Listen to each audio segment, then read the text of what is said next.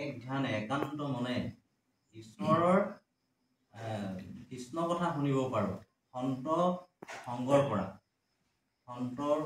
হেৰি আছে গতিকে সাধু মহন্তসকলৰ মুখত বিষ্ণু ভকতৰ সংগ লৈ বা প্ৰথমত সেইসকলৰ পৰা যদি আমি কৃষ্ণ কথা শুনিব পাৰোঁ কৃষ্ণ কথা শুনিলেহে গুচে মনৰ সংশয় জনাজনৰ পৰা জনাজনে যিজনে কয় সেইজন সুখ হয় আৰু যিজনে কয় সেইজন নাৰদ হয় কোনোবা ক্ষেত্ৰত গতিকে কৃষ্ণই উদ্ধৱক কয় গতিকে এজন লোকৰ প্ৰয়োজন হৈ পৰে সমাজত সেইজনে অনুশীলন কৰি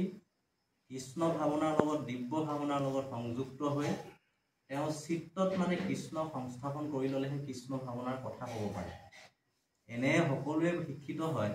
কিন্তু সকলোৱে কৃষ্ণ কথা ক'ব নোৱাৰে কৃষ্ণ কথা ক'বলৈ ভগৱন্তই কৃপা কৰিব লাগিব গম পাইছেনে সেই কৃপাৰ অধিকাৰী লোকজনৰ অন্তৰত কামনা বাসনাবিলাক বা ইন্দ্ৰিয় দমন কৰিব পাৰিব লাগিব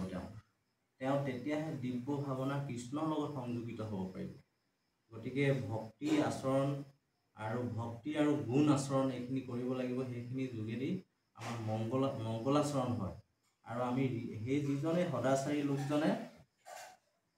তেওঁ মানে ইন্দ্ৰিয়সমূহ দমন কৰিব পাৰিব লাগিব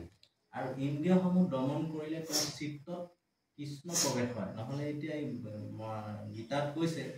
গীতা হ'ল জ্ঞান আৰু ভাগৱত হ'ল মানে আচৰণ ভাগৱত পঢ়ি শুনি আমি আমাৰ আচৰণবোৰ শুদ্ধ কৰিব পাৰিব লাগিব সেইকাৰণে